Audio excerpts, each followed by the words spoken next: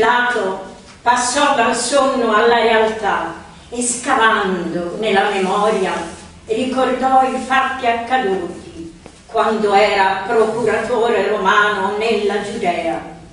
Vorrebbe dimenticare, ma non ci riesce. Si giustifica ripetendo a se stesso che non poteva fare diversamente. Ne andava della sua carriera, del suo prestigio, del suo potere. Torniamo indietro nel tempo, quando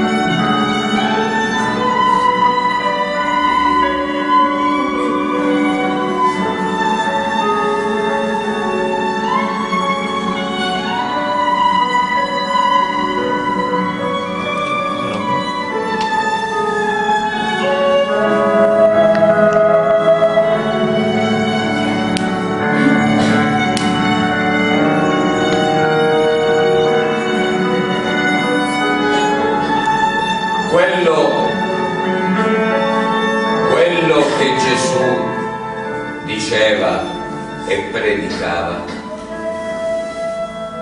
risultava sovversivo per la dottrina religiosa. Egli si autodefiniva figlio di Dio e si faceva chiamare maestro. Si paventavano ripercussioni anche politiche scaturite dalle sue parole che avrebbero portato ad un drammatico scontro con il potere romano. Si pensava che potesse inculcare al popolo idee rivoluzionarie. In precedenza, altri popoli avevano sollevato la testa con conseguenze disastrose delle loro città. Non era rimasta pietra su pietra. Bisognava catturare Gesù e farla finita con le sue predicazioni. Perciò il Sinedrio aveva dato disposizione che chiunque fosse a conoscenza della sua presenza in qualche luogo avrebbe dovuto denunziarlo.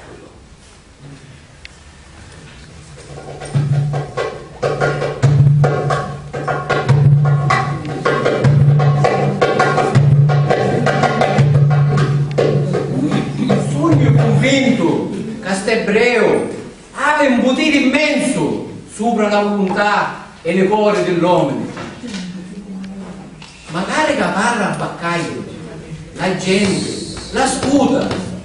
Io sono Giuda e l'hai frequentato per 3 anni, ma stanotte pensai che non aveva niente a che spartere qui e lo consegnai alle soldati. Sì, vero è, mi piaceva magari i soldi che mi dettero, ma non lo fece per fare la spia, piuttosto per bene di tutto il popolo di Israele, che lo Nazareno mette in sé in pericolo con le sue prediche.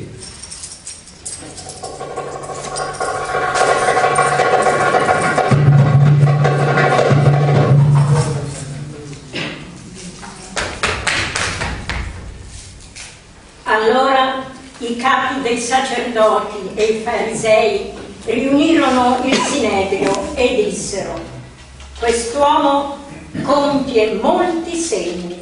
Se lo lasciamo continuare così, tutti crederanno in lui. Verranno i Romani e distruggeranno il nostro tempio e la nostra nazione. conveniente che un solo uomo muoia per il popolo e non vada in rovina la nazione intera.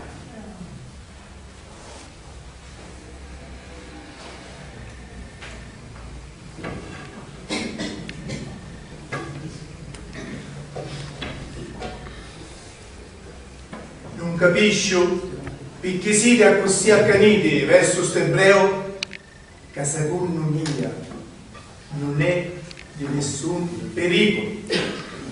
Siamo qua per farvi presenti come un rappresentante di Roma che questo giudeo è stato dichiarato già dal nostro tribunale colpevole di insulto gravissimo a Dio. Per tale reato ci tocca la suprema condanna. Ma è solo un esaltato, ma poi ha visto come è ridotto? Perché tu che ha detto, secondo me, ha pagato abbastanza e non rappresenta nulla minaccia. Non è di loro che siamo preoccupati, ma di idee nuove che hai, che possono influenzare tanta gente, soprattutto i più poveri e ignoranti.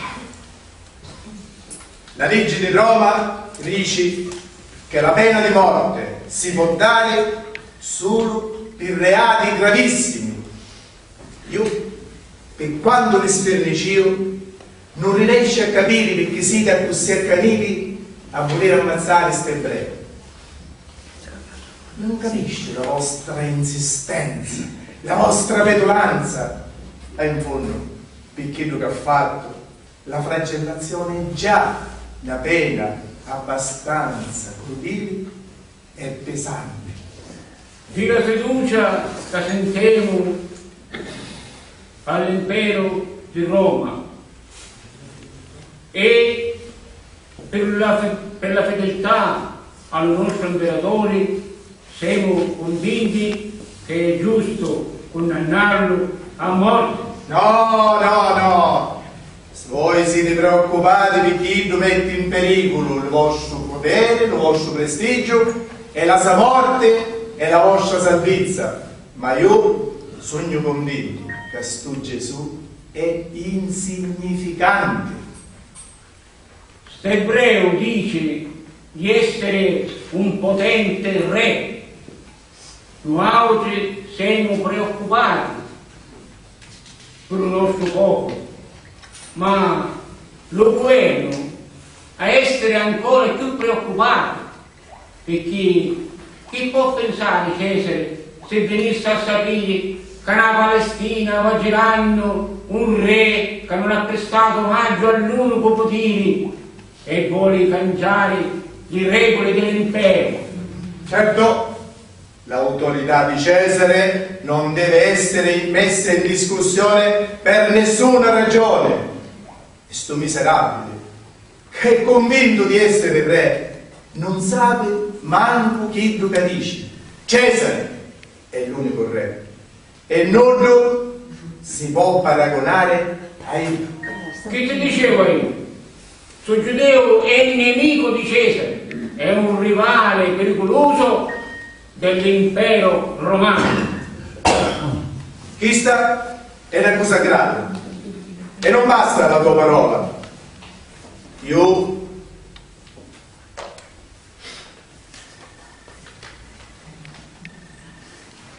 voglio sentire personalmente l'imputato.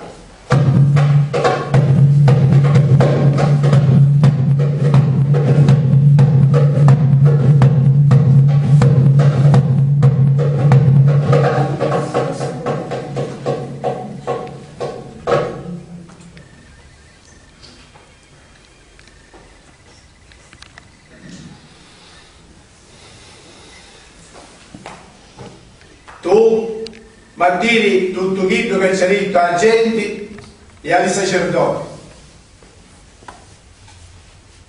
È vero quello che dicono?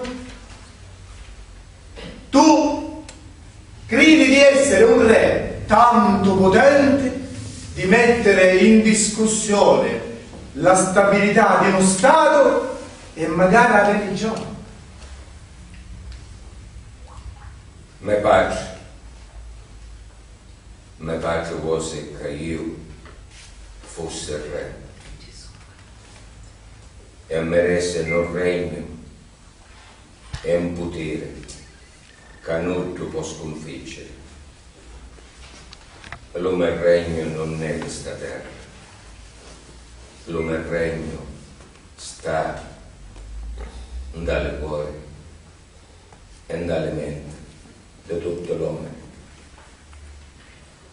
Io vengo a sconfiggere ogni forma di schiavitù e a ridare dignità a ogni persona, a svelire ogni falsità e a fare trionfare la giustizia. Magari tu, Pilato, sei fragile e hai bisogno d'aiuto. Tu mi condanni perché ti ricattano. Tu ti scanti che ti accusano davanti a Cesare. Ti scanti di perdere lo posto di prestigio e la fiducia dell'imperatore.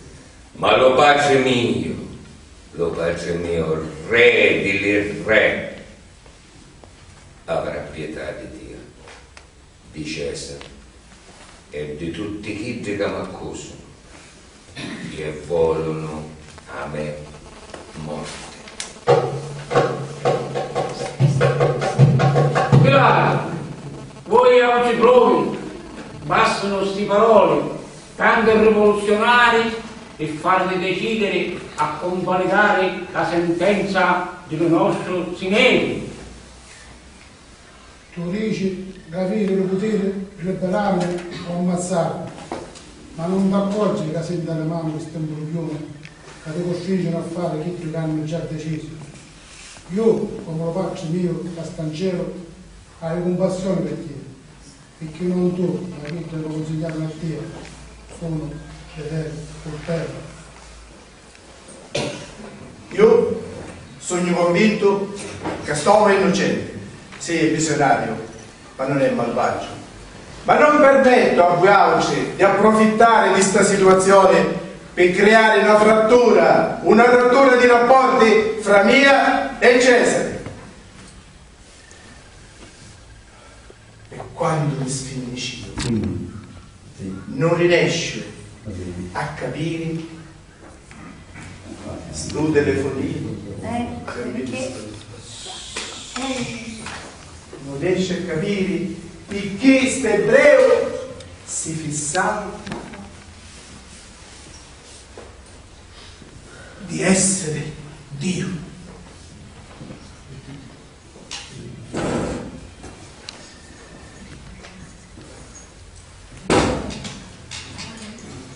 Secondo il diritto romano, l'affermazione della regalità di Gesù rappresentava un reato di lesa maestà e implicava la condanna a morte. Ma Pilato non trovò colpa in Gesù e tentò in vari modi di salvarlo dalla morte. Dapprima lo inviò a Erode Antipa, quindi cercò di liberarlo con la scusa del cosiddetto privilegio pasquale, che portò però alla liberazione non di Gesù ma di Barabba. Poi, in alternativa alla condanna capitale, ne ordinò la flagellazione.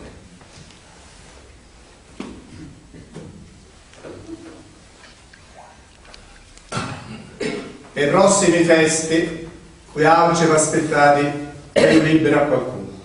Volete libero Gesù? No!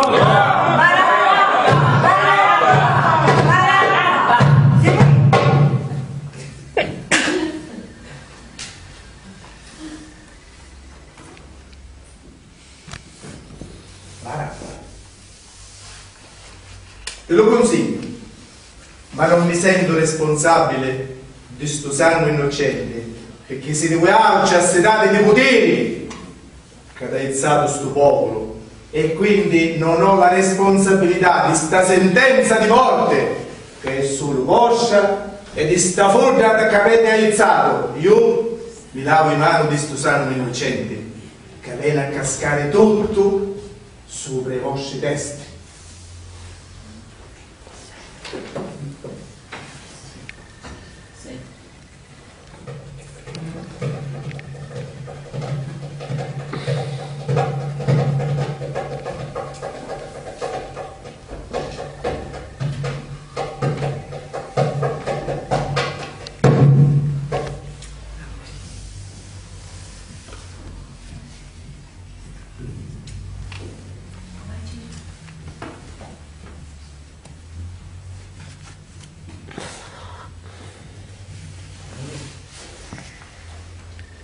Portatevi un bacino con l'acqua. Io mi lavo in mano di sto sangue innocente.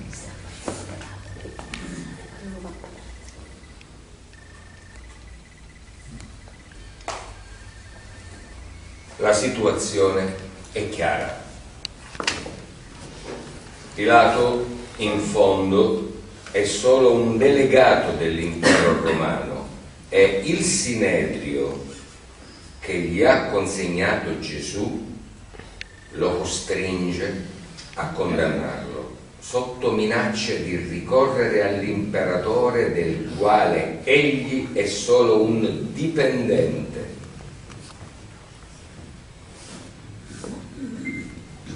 Allora, per paura o per superficialità, lo consegna ai capi. Forse tutto questo fa parte dei piani divini. Lo stesso Gesù esprime comprensione e compassione per Pilato. Tu, che dici di avere il potere di liberarmi o di uccidermi, in realtà sei in balia di questi lestofanti. Essi ti costringono a fare quello che essi hanno deciso di ottenere.